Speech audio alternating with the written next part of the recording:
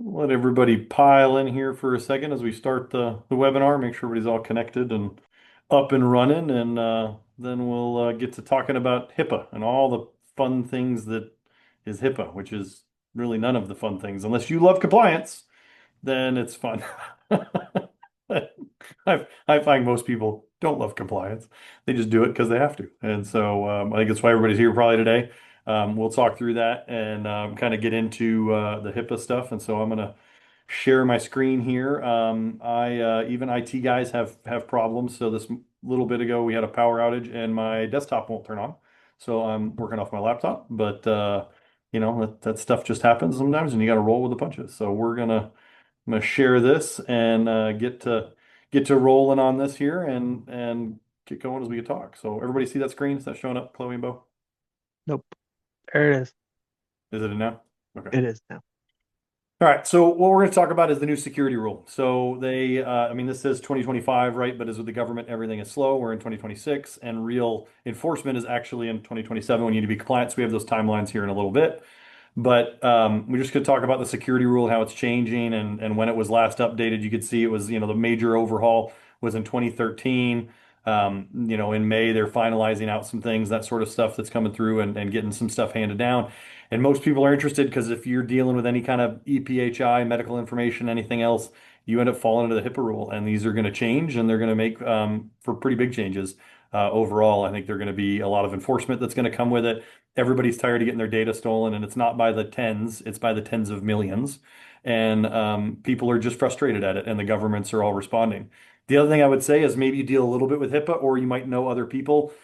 Keep in mind, all these are changing. FTC safeguards came out, I don't know, what, about 2 years ago or so, Bo? Yeah. FTC safeguards, a lot of this HIPAA stuff is modeled with some of what they did around FTC safeguards, NIST standards. Like, different states are coming up with different privacy laws. They're doing different, security, cybersecurity laws. So we're seeing a lot of these things start happening and changing at a state level and a federal level, which means more and more this is going to get pushed down. And even if you think, we'll get to it later, like it's coming, right? Whether it's PCI, cyber insurance, HIPAA, um, you know, FTC safeguards for, financial and that kind of thing. All of this is coming, but the good news, I think, is they're also starting to look similar. So it stinks if you don't love compliance, but if it starts to look similar, then if you're supposed to comply with FTC safeguards and HIPAA and a couple of, there ends up being more and more overlap, which makes it basically easier to do, right? Because it's not like you got to do all this for this standard and then all this for this standard. They're getting more and more kind of similar as things roll. And so I'm Mike. I'm the president and a partner here at Vector. Chloe is our marketing manager who's on here. She's just helping keep us in line and run things. And then Beau is our CISO, so he does all the security and compliance and everything else.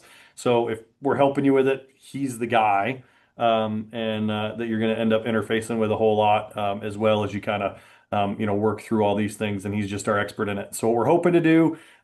This may be a little shorter webinar because we want to hit highlights, we want to hit high level, but we want to answer questions.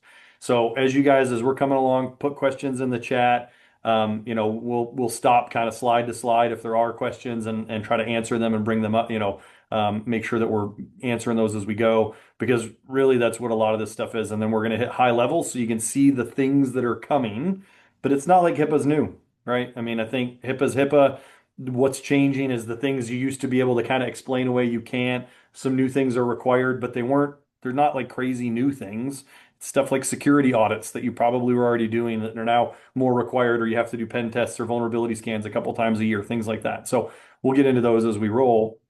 But this is kind of agenda, right? So we're just going to kind of hit as with anything, right? You guess at how long things take. But we'll get into a little bit of how the threat landscape's changed. We'll talk a little bit about status and things. And then what are the big changes? How does that impact, the business associate subcontractor? Because there's changes there. And then some of the other little changes at a quick glance, action plan. And then at the end of it, we've got, time for questions.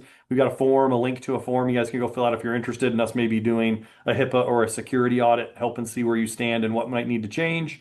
As well as, we'll, for everybody that's attending today, we'll throw everybody in a drawing and somebody, which we'll email you. We won't do the drawing on the webinar, but somebody will win a free audit. So we'll reach out to you in the next, kind of 24 hours or whatever to whoever gets that. So, why now? And what's that threat landscape look like? And so if you look at this, there has been a huge increase in healthcare breaches. From 2018 to 2023, it's 167%. And again, these aren't records that are a little bit, it's millions and tens of millions of records. And some of this is getting bigger and bigger. Like I think it was the Change Healthcare. Was that the one, Beau, that shut down all the pharmacies and everything else? And that like they got ransomware and it caused all kinds of problems for like a month. Yeah. Yeah, so it was the pharmacies were affected, the hospitals that were affected. They couldn't get access to patient records and dispense medicines within the hospitals. It was a massive breach, and it affected hospitals all over the United States had to shut down in some cases because they couldn't provide patient care services. Yeah.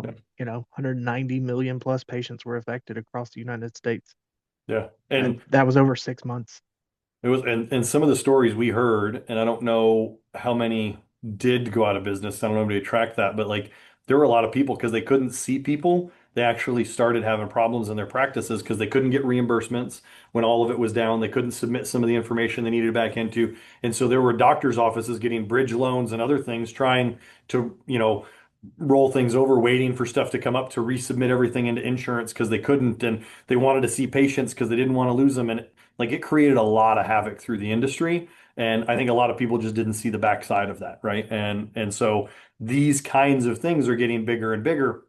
And you look at it, one of the local hospitals here in Lubbock a while back, I don't know, a year or two ago, they got ransomware. Nobody wants to talk about it, but it shuts things down. They can't see people, they can't see patients, and you already think about the emergency room wait is long. So, when you lose an ER in your area, it gets worse. When you lose the whole hospital, it gets worse. And so, what we're seeing is the government finally saying, because people are pressuring, we can't allow this to happen anymore. And we need to make it harder for the bad guys to do it. The other big thing that is happening, and this isn't really in the slide, but it's just the reality of things, is like Mythos from Claude, they've not released it. It's their, one of the big tools, big updates that's coming out because I think Cloudflare released it on their code and they found something like 2,000 security, flaws and other things that they had to go fix.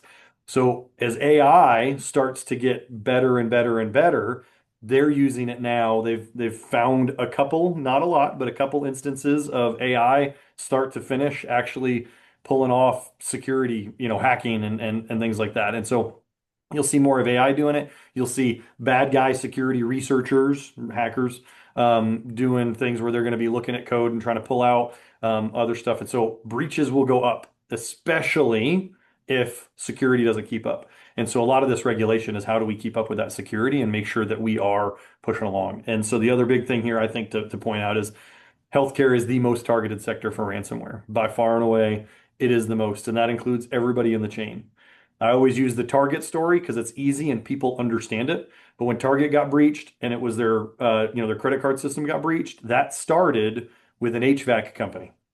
They got into the HVAC company in I don't know, it was in the Jersey area or something. They got in there and then they moved across the network. They ended up in the point of sale network. They were able to implant malware and that kind of thing. And so I say that because BAAs, all of the other business associates, like all of that becomes more and more important. And there's stuff we'll talk about with that because that becomes the weakness into your network. And so not only do you have to comply, but you've got to make sure all these other people that you're working with comply. And so this chain just needs to get as a whole supply chain much more hardened. And that's what a lot of this rule is geared towards is doing. Quite honestly, I'd say, Bo, like it's the stuff we think is simple a lot of the time, right? Like most of this isn't Yep. hard. It's just people don't want to do it because it's either inconvenient or it costs a little bit of money. It's not even outrageously expensive. And now it's just going to be law and you're going to have to. So anything to add here, Bo? Just that the big thing in 2025 from the OCR enforcement for the fines issued, $6.6 million is a lot of money, especially when you look at how some of those fines were collected from smaller entities. The biggest thing that came out of that, though, was that in 2025, it was the first time in history that a doctor's office was sued for HIPAA violation from a private entity because prior to last year, there was no case law and nobody could actually file a suit against the doctor's offices directly for HIPAA. they had a landmark case last year. So it's now changed the way that us as individuals can approach our doctors when they do suffer one of these breaches. Not just doctors' offices, dentists, anybody who's providing, the doc in a box type places, anybody that's providing medical care or maintains EPHI records. Yeah. All right. So we'll kind of hit the timeline as a quick one. I think this will be a pretty quick slide, but back in 24 in December, that's when they were kind of publishing the draft. They've officially published that out in January. There was a 60-day comment period. You can see they got over 5,000 comments, which is a lot of people putting in a lot of comments. May, the final rule is expected. That could be, I mean, we're out of May. I don't know if there's like the final rule published out or whatever. So but you're shaking They it. they made some updates, but they didn't publish the final rule for the security rule yet. Yeah. So we know a lot because of some of those updates, but there may be some tweaks and changes and other things.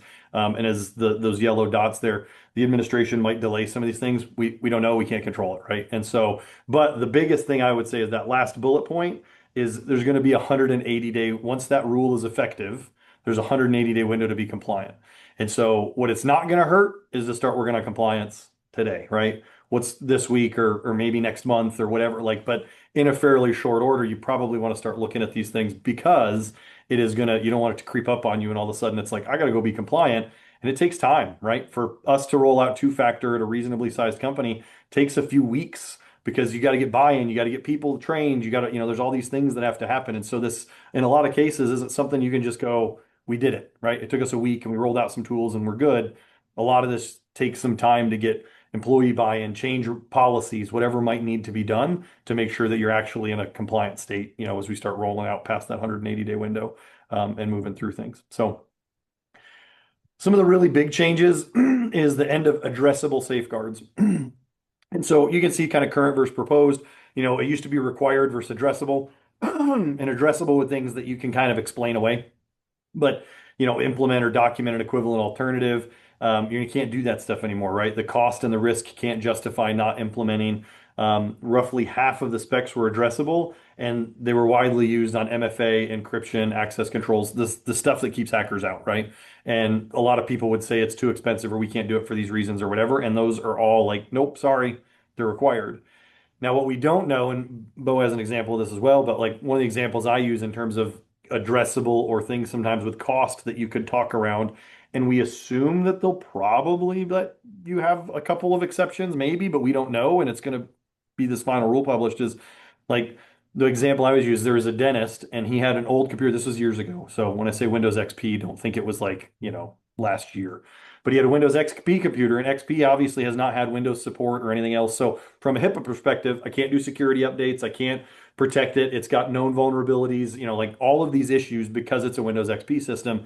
Same way we've been talking about Windows 10 and Windows 7 for a while, and then Windows 10 for the last year, replacing those to 11 because Microsoft doesn't support it anymore. So that becomes a HIPAA issue because you can't do security updates. Well, used to be, and again, this is one that we don't necessarily know, but you could go and say, hey, look, the new X-ray machine costs $1 million. I can't afford that. I'm a small clinic with 5 people, whatever it is. And so you could do things like isolate it and whatever else as much as possible because the cost was, prohibitive essentially in that compliance way. My guess is they're going to get more strict about that, but there's probably things when you're talking $1 million, something like there. But what I would say is where people would go, oh, I have these old computers and we're going to upgrade them over the next 2 years. That probably goes out the window and they're just going to say, sorry, you got to buy them now, right? You need to do updates. You can't justify those and just have a plan and that plan is addressing them over a long period of time. A lot more of that is just going to be required. And then, Beau, I know when we were talking before, you had an example as well of kind of some of that. Yeah, I was going to use the example for, sort of bring it in to where it's not just these same rules are affecting multiple industries, not just HIPAA. We've got a manufacturing plant that we provide support to, and they have a $3.5 million CNC machine that they use. It's the lifeblood of their company.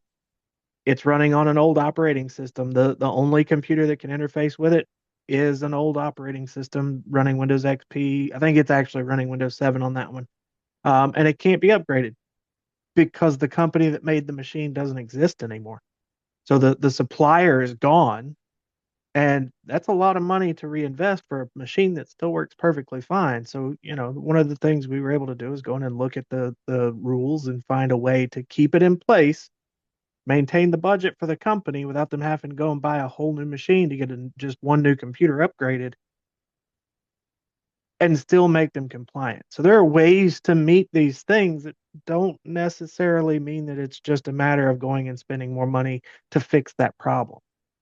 And that's what we want to look at when we're going through these processes. I was thinking about it while Mike was talking about his dentist. There was a MRI. It was a sports medicine, chiropractic sports medicine facility here in my city in Mobile, Alabama, and they had an MRI machine, and they were able to upgrade the computer, but the control interface on the side of the MRI machine was not able to be upgraded. And so we had to go and find a way to make sure that that still functioned and let it do its job so that the doctor's office was able to continue doing business, but still make it compliant. So there are some tricks to it, but it's just a matter of being able to read and understand the requirements. Yeah. And that's the hope, right? When we're helping people with compliance, we always want to try to find like what's the best for the business. So in these cases like this where it's an older machine and if there are exceptions in the new rule, like how do we fit into that, right? Can you segment it? Could you put it on a different network? Maybe you have to get a different internet connection or something, but that would be cheaper than replacing a $3.5 million CNC machine or whatever it is because you could fully segment it off in a totally air-gapped network or whatever the things might be. And so there's stuff you can usually do, but again, you're gonna have to work through it. And what we're seeing with the new rule, which is everything on the right side of the screen, is all right, it's the specifications are required. You can't document an alternative. That flexibility is generally going to go away. There's going to be a lot more limited exceptions. You're going to have to do annual compliance audits to verify, and then non-compliance is going to create, enforcement exposure, meaning fines, right? Like that's going to be seen more and more. And I think what you're going to see is this rolling out and down more, where historically it was big companies that got fined. And I think what they're going to do is start rolling it down because they're going from the little companies to the big companies. They're going from these other non-managed networks to managed networks. They're using these things to crawl sideways and move across networks. And so the whole point of this rule is how do we make the industry more secure? And that's going to mean enforcement top to bottom, not just saying, hey, go with the hospitals. Or even if they don't send auditors to your door in your smaller company, if you're dealing with a large hospital, they don't want to get fined. And now there's going to be pass-through stuff where like you have to prove to your covered entity, to the bigger organizations, and a lot of times that you're secure and you're compliant. And so knowing that's going to roll up, there's going to be more teeth in that rolling, kind of down. And so you're going to see it from enterprise as well as the government saying you got to go do these things. And So Mike, while you're flipping slides here, one of the things we've seen with FTC safeguards, which came out 2 years ago, is the expectation when those were released was that the federal government would be the ones enforcing and auditing for those. And that hasn't been the case. It's been the actual state level doing the audits and enforcement of those as a way to generate additional revenue for the states when they can issue those. But at the same time, it plays into individual states having their own privacy rules that also play into as a factor into these HIPAA rule changes. yeah, no, because I know like the state rules. I don't know them all off the top of my head. I know Texas since I live in Texas. And it's if more than 250 Texans' data is affected by a data breach, you have to report it to the Attorney General's office. Like nobody wants to go report that to the Attorney General's office, but that's what you're supposed to do. So there's more and more of these, and you'll see as we get a little later, there's notification rules in terms of if there's a breach, notifying everybody that it might impact and these other entities. There's a lot of different things that we'll kind of get into with that. So some of the other kind of, big changes, that we see is multi-factor is mandatory and so is encryption. So up until now, you might have been able to say, hey, we can't do that. The good news on some of these, like encryption, most like Windows 11 is encrypted by default, all that kind of thing, but you need to still manage it because people can turn it off. And so what we see a lot of is this is where we get into with multi-factor encryption, some of these other things is Beau always says artifacts, and I love it, so I steal his term, is creating the compliance artifacts. And so what you need to do is show over time you did have it encrypted, that you did have MFA on, because that's really what you need. And so like we use the GRC portal, which is government governance, risk, and compliance.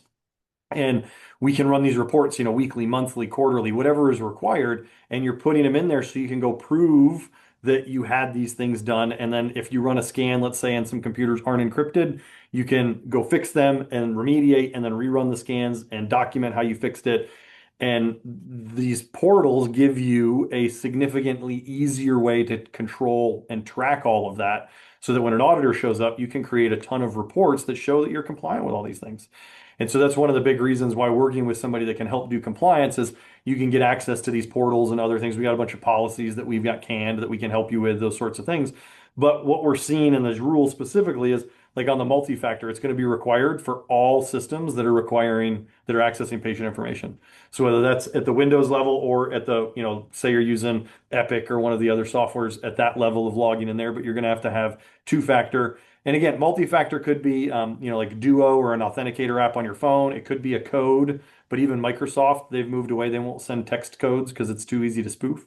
So it's going to be like an authenticator app. It could be you log in and you tap a badge. Like there's, keys, USB keys. There's a lot of different ways to do multi-factor. Some of the easiest is off of a cell phone, but sometimes people don't want to do that because they don't want their personal phone on the work stuff. And so how do you deal with that? What does that look like?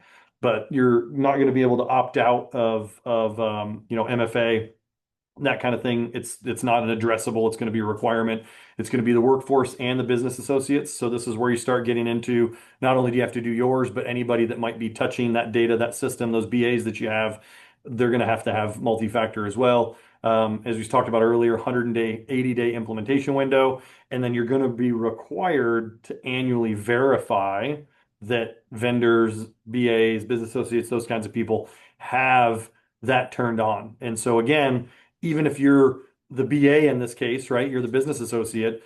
If you have the portal and everything else, you can run reports, you can kick it over. It makes it annually easy to turn this stuff in to the people that you're working with and go, here's all our reports, everybody. We're good. Versus it turns into this, weeks or months of trying to dig through, gather data and reports, send them out to people and do all the things. So, Beau, you have anything on the MFA side of things? Yeah, the big thing here for MFA is it's not just about, oh, well, we have MFA on our Microsoft tenant. We only save files in SharePoint and OneDrive. It's not just about that anymore. It's that any of those third-party systems that you are accessing, any of those EHR platforms, those have to be your account sign-ins have to have MFA enabled, and you have to be able to prove that. And that proof has to exist from the time frame in the audit window. So it's important to keep those things in mind, is that it's about the audit window, not about, oh, well, I have it turned on now and I can take a screenshot now. Now's usually too late if that audit window is from 6 months or 12 months ago. Yeah. So that's the big thing, is having those records from the historic point of view for when those audits are going to come in, because sometimes they're not going to look at today. They're not going to look at how you're set up today. They want to know what the last 12 months look like in most of these cases for the ones where we've worked on these audits so far. Yeah, no. And encryption, I think, falls in a lot of the same different thing, but it's going to be you need to have the data from the time frame when the audit happens. You say a lot of desktops now, Mac, PC, whatever, they tend to be encrypted, so the data at rest on the drive is encrypted. But these are going to be questions you're going to ask the providers. Most of the big EHR providers generally have encrypted data because it's been a requirement forever. Where we usually see it as people don't have their computers encrypted. And the issue with that is you save files locally, you lose your laptop, whether somebody kicks in your front door and steals your desktops, or you're traveling and your laptop disappears. If it's encrypted and it doesn't, decrypt until you log in, which a lot of the time people don't even realize is happening, right? This hard drive on this laptop that I'm working on is encrypted, and I just log in and it's normal and I work and whatever. But nobody can pull the hard drive, go plug it into a different computer and make sense of it because of the encryption. And it used to be a whole lot easier to just go steal data. I don't need your passwords. I'm just going to steal your hard drive, right? And so now with the data being encrypted, it makes it so you have a little bit of safe harbor around that. It makes it harder. They need to have a password. They need to have some other way into the system to be able to access it. And so I don't feel like encryption is going to be one of these things that's difficult as much as it has to be managed, monitored, documented, those kinds of things. It isn't like I got to go do all that. Now, what you do probably want is a lot of people use iPads, iPhones, other things, Android tablets. And if you aren't managing those, then it gets a lot harder to prove, even though by default, encryption is usually turned on. You need to be able to prove and all that kind of stuff. So one of the things I think will come out of the encryption is going to be more like people get the right license on Microsoft 365. You can get better management and MDM around all of your portable devices like iPads and iPhones and Android devices and those sorts of things. And that's going to be better reporting and other stuff around it, but that we'd like to feed back into our portals as well. And so I think you're just going to see that. The big one here is the BYOD. So if you're letting people work from home and bring their own laptops and everything else, they're going to have to prove encryption. So if you're a covered entity or if, you got anything under HIPAA, you're going to have those people monthly, weekly, quarterly, whatever it is, annually prove that encryption is turned on and has been turned on. And it's going to get harder and harder to do that, especially as you have more people. So this is going to be where people are going to use like I see more virtual desktops, company-owned computers, that kind of thing. Hey, use your computer, it's fine. You can only work on this virtual desktop though on our stuff because then we have control over that. We can virtualize it, we can encrypt it, we can control it, we can do all those kinds of things. So again, a lot of workarounds, but this is why this is important to talk about now is if early next year you have to be compliant and you've got 50 people working from their home computers right now, that's going to be a cost and that's a thing to figure out. And you will want to do that, over the next 6 months or whatever to make sure that you're going to be at a spot. So it also includes removable media, cloud storage. So that's the other thing where if you're using people using USB drives, like you might just set policies and say you can't use USB drives or whatever it is to get around a lot of that stuff. But anything to add there, Beau? Yeah, with the big thing here for the BYOD and the mobile devices, even if the company is providing the mobile device, you still have to do it. One of the things I want to make a note of here is that the common misconception is that the tablets and the phones are encrypting by default. They do not. They still do not do it by default. You have to have a mobile device management policy or a mobile device management solution that can switch that to on. And then you also have to go through and ensure that the device is staying up to date so that that encryption stays on the latest version of the algorithm that it uses to make sure the data stays encrypted. And you have to have a lock policy. There has to be some sort of lock, whether it's PIN code, the swipey thing that you can do on the Androids, your facial recognition, your fingerprint, whatever. It still has to have a device lock on it, and it has to be at least 6 characters or more. So those are things that they're doing to ensure that that encryption is going into place, Okay. to prove that you are who you say you are as part of the multi-factor that blends the two together. And that's where a lot of this is really sort of coming together and converging into. And that's why this is on one slide instead of them being two separate, because they're two separate sections in the regulations, but they blend together so Yeah. much that it just made more sense to be together in this the biggest change number. Yeah. No, and we're looking. So if you guys have questions, make sure you ask them. But we're about a half hour in, and I just want to make sure we keep rolling and hit the end here as we're supposed to. So get a little wordy, I guess, sometimes. So one of the things I think that will be a change is asset inventory, network mapping. I just don't think a lot of people want to do this, want to invest in it and whatnot. And so some of this can be simple. If we're managing your devices, we have all of them loaded with our software. We can pull inventory. It's not really that difficult, but that's where we go back to like Beau said, a lot of people might not want to pay for MDM. Well, you need to do that, and you need to have good asset management, inventory management of those devices. Where are they? What happened to them? Where did they go? How did you destroy it? All of that kind of thing is generally there. And then also inventoried, if you see, is not only devices, but like what software, what applications, what services are you using? What tools are touching PHI, right? What medical devices are on the network? All of these other things now are going to have to start being inventoried. And that makes this more complicated, where you're going to have to be doing these lists of what you're doing, how you're doing it. And a lot of that's process driven, right? Maybe quarterly or every 6 months or once a year, you look down the list of devices and software and whatever, and you're like, yep, you're still using these. Oh, we don't use that one. This one's on the list now. And you're updating some of those softwares and other things that may not change a lot. But the other side of that is we go into a lot of places and we're like, how many computers do you have? Because that's what we need to know to, one of the things we need to know to quote it. And they're like, I don't know. And they have to walk around and count them, right? Like it's not like they're maintaining some inventory they can pull up and go, it's this many. And so, so that I think is going to be one of those things. And then that kind of falls into, the network map requirements. You're going to have to map, not, most people think network map and they think, well, it goes internet to the router to a switch to a thing, right? This is going to be like, where does your data flow?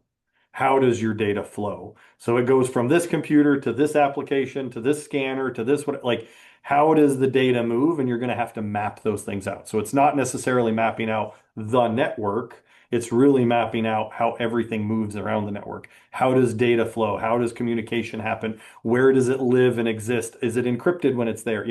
All these kinds of things. And then you can see too, third-party integrations, APIs, right? Stuff that you might be connecting into, disaster backup or disaster recovery and backup, remote access. How are people getting in? So there's a lot here that I think is not tracked very well and is going to be a big thing for people to start mapping out. And then, the last one there is the risk analysis, right? Of annual update is going to be mandatory. You're going to have to look at the gaps and figure that out. You're going to have to do risk analysis with audit trails of changes. That's a big one. A lot of people don't have the right level of auditing and other things turned on. That's going to be a cost usually in almost all cases because you can keep audits a lot of the time for a short period of time, days to maybe weeks. But if you want to keep a year, so every year you can, know what's going on and be able to prove for that year what happened, you're gonna have to get third-party software in a lot of those cases to make sure that those things are there. Again, it's not that it's hard, it's just a cost. We can plug it in, it'll do all of it, it'll generate reports, but it might cost you a few dollars per device, right? And so those are the kinds of things that you can see coming. The good news is a lot of these again do this, and so we can get really good logging, and then we can tie that into our security software a lot of the time. And now you get better security because we have better logging, because we have better this, because and you can these things are all kind of dovetailing, which is good, but it's just one of those things that also there's cost, there's time, energy, effort, that kind of stuff that goes into it. But it is going to be one of those things people have to plan for sure. So anything here to add, Bo? I think it's fairly straightforward. It is, but I just want to throw a question out there, and I don't expect everybody to answer, but there is the chat option if you choose to. The How many of you have started looking at AI note takers and implementing AI in your organizations and adding some type of artificial intelligence in to improve your processes and workflows? Claude, ChatGPT, Copilot, whatever it is. If you've done that, are you tracking those changes? The date you started, what you added it for, what was the business justification for it, what was the objective?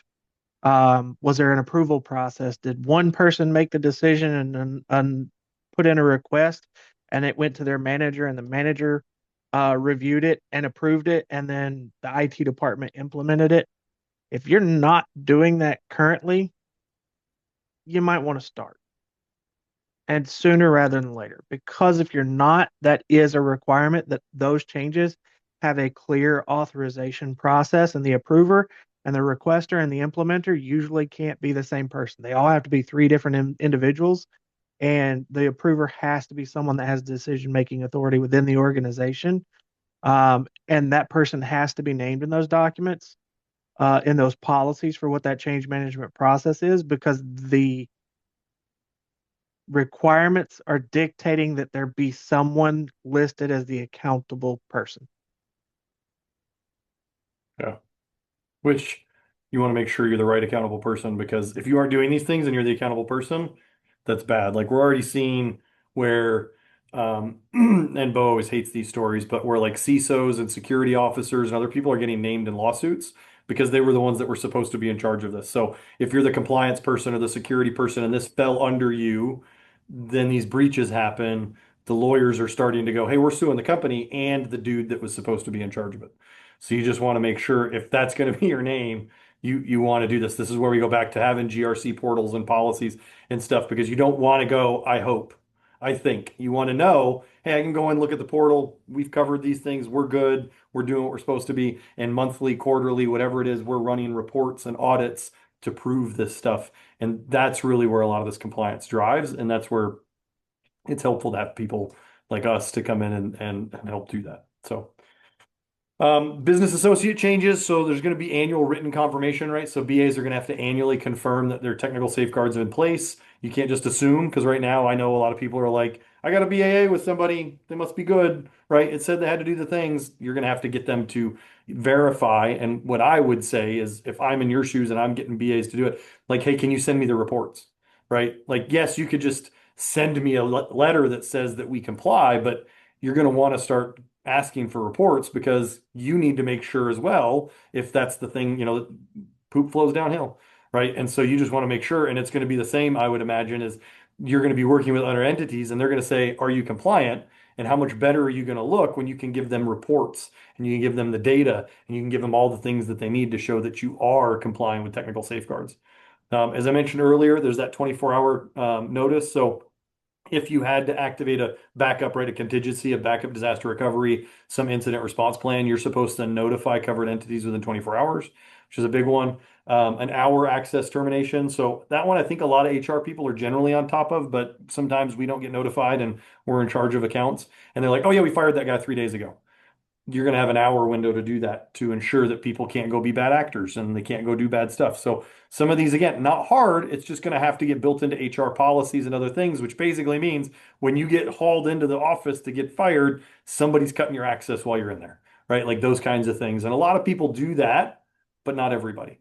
And so this is going to be the stuff like that that's definitely going to be around that. Subcontractor liability, right? So BA subcontractors are now going to be directly subject to HIPAA, and the pass-through obligations are going to have to be in the BAAs. So making sure that everybody, again, this is supply chain hardening, right? If you're in the supply chain and you're doing it, more and more people are going to get sucked into the HIPAA stuff. And then covered entities are going to have to verify BA compliance, not just execute the agreements and assume the compliance. So that goes back to you want to be able to prepare reports.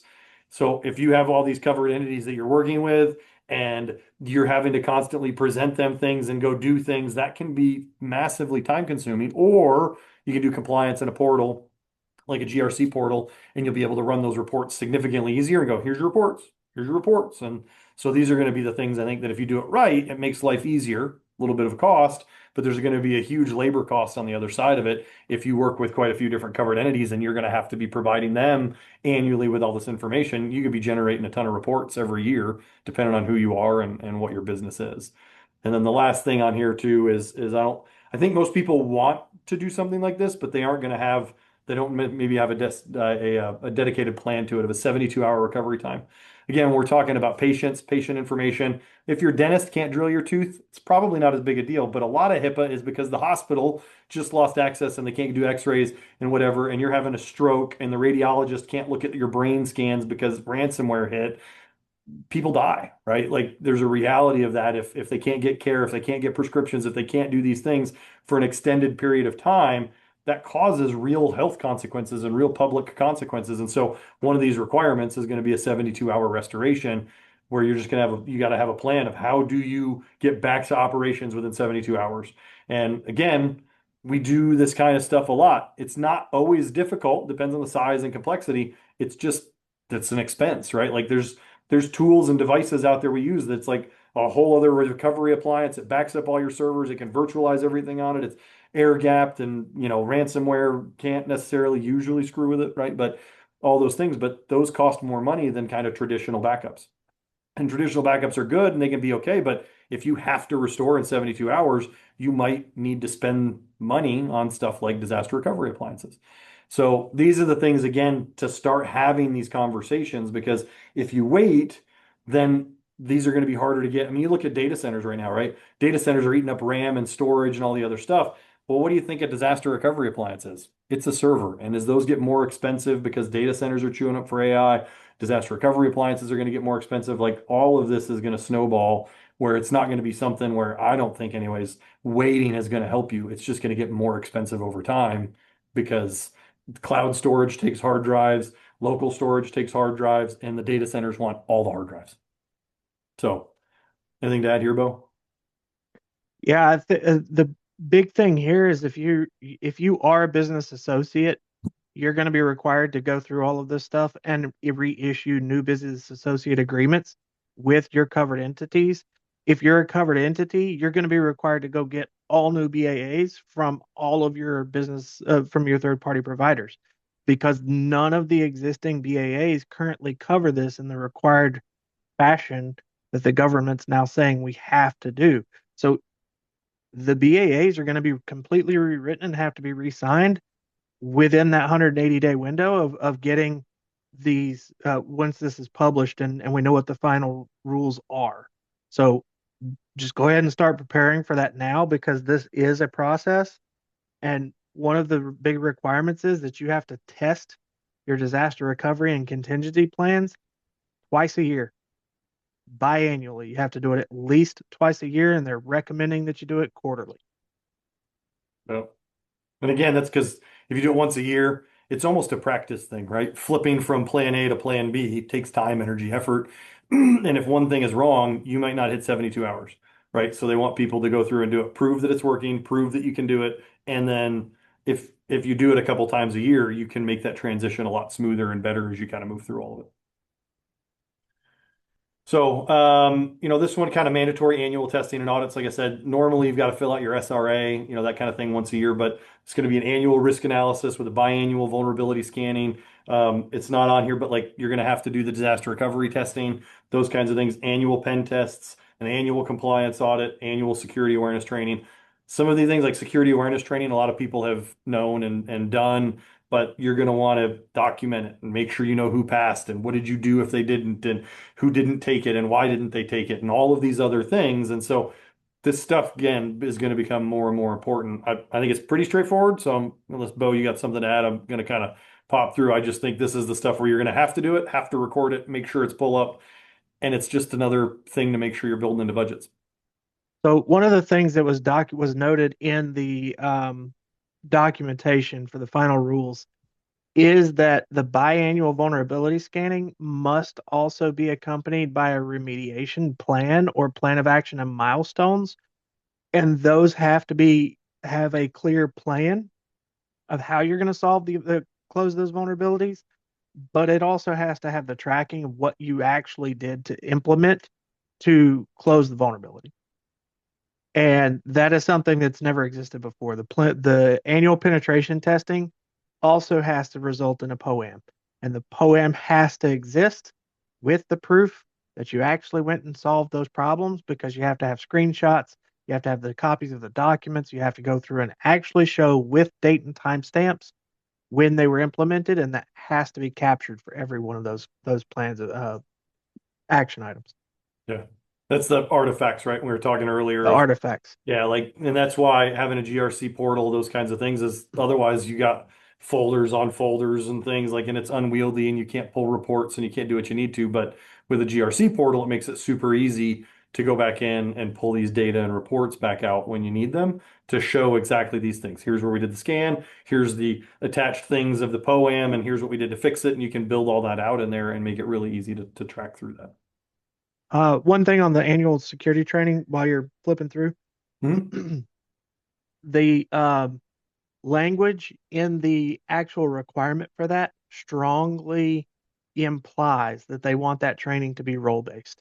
So think about it. If you're a paramedic company and you have people that are on the bus all day, they're generally not going to be accessing email on a device, but they are still going to be interfacing with the transfer of patient information from where they're tracking it as they're transporting that patient from the accident to the hospital. That stuff's being logged into a tablet in those ambulances because it all has to be recorded to take it out of their truck inventory. It then has to be notified, transferred to the hospital. Well, in that connection transfer, there's got to be some training. Are they emailing it? If they're emailing it, that means they are accessing email from the bus, right? And first responder history, a bus is an ambulance. I was Uh, thinking big yellow school bus or something. so it that's where that training has to be based on the roles, and that's where the implication is coming from, is that has to be based on what that individual does within the organization. So that EMT's training may be a little different than your accounting department's training or your medical billing department's training. Yeah. Yeah, where one's going to get wire fraud training and the other one doesn't need it. right? Right. You know, that kind of stuff. The EMT is not dealing with wire transfers. He doesn't need wire fraud training and other stuff, but the accounting people do. Right. Yeah. So. No, that's good. So this one, you can just see about half of these things are administrative, half of them are technical, right? And so obviously things like patch management and formal policies and other things like that's a little bit of administrative. What's the policy and what are we going to do? But then the technical side is how do you deploy it? How do you manage it? How do you get the reports? How do you do the updates?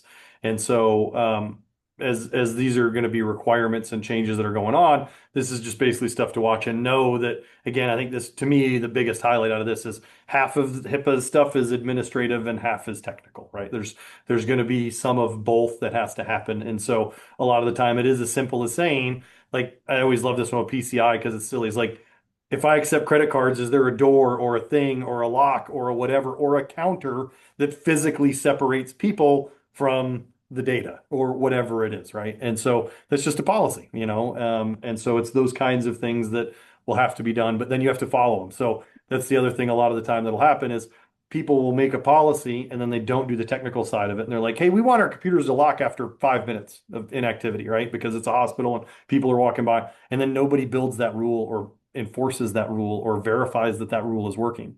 And those are going to be the things that are more and more enforceable in all this. So. Um, so a couple of quick, kind of what you can do right now, phase one, kind of the immediate stuff in the next, 30 days. You can start looking at your current state of the HIPAA security rule, do gap analysis against that, start to figure out where it's going to be. You can start to inventory your technology assets and other things that touch PHI. So, again, what we talked about before, what software, what devices, who's using what, like start building those lists and things out. Identify addressable specs that are currently not implemented, flag for remediation. So are you doing two-factor? Do you have disk encryption? What are these other pieces and parts of that you're going to have to do? Do you have a disaster recovery plan? Because if you don't, you probably want to start working through a disaster recovery plan because those are You the have a things. business continuity plan. Yeah. And that's the stuff that just Disaster, takes yeah, time. disaster recovery generally implies from a threat of something like a cyber attack, ransomware, business email compromise. Business continuity looks from the overall requirements of the business. So if most of you are using Microsoft as your primary communication tool and an information storage tool within your organization, how long can Microsoft be down before you have to activate your continuity plan to switch to a backup method? If you're Yeah. using Teams as your primary communication source as your telephone and it goes down, what's your backup option? Yeah. No, for sure. And we're kind of, I know, I'll just look down. So we're getting to the edge of the 45 minutes. We're just a little over. We're rounding the corner here. But, phase two is starting to deploy things. And then phase three is kind of that finalizing. So you guys can screenshot this or look at it, or the recording will be available after as well. But, some of these things you can, if you start looking through it, even number four on phase one, maybe you don't go write all your new BAAs if you're not sure what the changes are going to be. But at a minimum, make a list of everybody who should have the BAA. So when you get the new ones, it's easier. Who are they? What are their contacts? How are you going to track whether they signed it or not? There's a lot of these things you can start doing to prep for this to make sure you're in a good spot. So as all the rules get finalized, you can start making progress and moving through these. And then there's a lot of stuff that we've covered today. You can see we know it's going to be part of the rule already. Like that's not a question in terms of some of these enforcements and things. But maybe the BAA might have a change here or a change there. And you don't want to go back to all these people and have them sign 7 different documents because they keep changing it. But at a minimum, go make a list. Who is it? Who's going to need it? Who are their contacts? How are you going to follow up? How are you going to track it? So that once you have those new documents, you can start knocking through those lists and getting things, in compliance. So, a couple of key takeaways here is, this is one of the most significant overhauls that have happened to HIPAA since 2013. So it's going to take time and you need to prepare. It's going to eliminate those addressable safeguards like we talked about. A lot more is going to be required. MFA and encryption, we know we're going to move from optional to required. So if you aren't managing that, if you aren't doing that, that's a conversation you want to start sooner than later. Business associates are going to have a lot of expanded obligations, so making sure you know that. And then if you're a covered entity, making sure you know who those BAAs are that you're going to have to go back through all those agreements, get them updated, and make sure everybody's signed new ones, and explaining to them what you're going to need from them. And then the compliance clock will start ticking at finalization. And so, it'll be about 6 months, right? 180 days to comply. So as that stuff happens, those are going to be the the things that start rolling. And then if you guys scan this QR code, it'll pop you to a page on our website. If you want to look for a security audit or a HIPAA audit, we can talk to you about what that would entail, what that would look like. Happy to have a conversation. What is that going to start to be in a map? Conversations are always free. So, we can sit down, talk about it, see what your needs are, and start, potentially helping you look through that, whether it's with compliance type services, IT services, whatever it might be. That's what we do is we do IT, cybersecurity, and compliance. And so we can encompass a whole lot of this and help move through those things. And then the other side of it is if you're just like, hey, maybe you have in-house IT and you don't want to change, that's great. We love working with those guys. We love working with other providers, whatever it might be, to do the compliance piece and be a third party and just say, hey, here's what's broken and we understand it and we can help fix it if needed.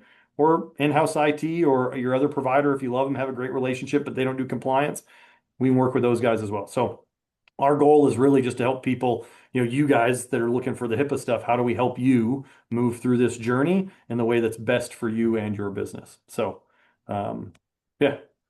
So, and then there's the link as well. Chloe put it in there, which has got Will's picture, which I think is funny. So, oh, you put that to just hosts and panelists, Chloe. If you can resend that to everyone, I just saw that it said it. But when you guys see it, it's Will's picture, but Chloe's the one sending it. So, but that's the link as well. So if you guys want, to do that, we're happy to do it. And then, like I said earlier, everybody that was on the webinar, we'll do a quick drawing and we'll shoot an email in the next 24 or 48 hours of whoever gets the free audit, and we'll be in touch to help you kind of go through and start looking at what does it make to make a plan and that sort of thing. And you can always send an email info@vectorchoice.com or just go to vectorchoice.com. There's a bunch of contact us forms, phone numbers, there's all of that, but lots of ways to get in touch with us. So if you guys are interested, we would love to help. And yeah, I don't know, Beau, you have any parting thoughts? Compliance is difficult, but it gives the roadmap to what the security needs to do.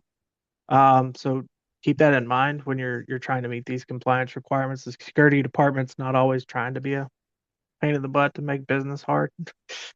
We're trying to meet the requirements that are published by the federal law. So keep that in mind when you're reaching out and talking to your security folks, and they're saying, "Hey, this is probably a bad idea.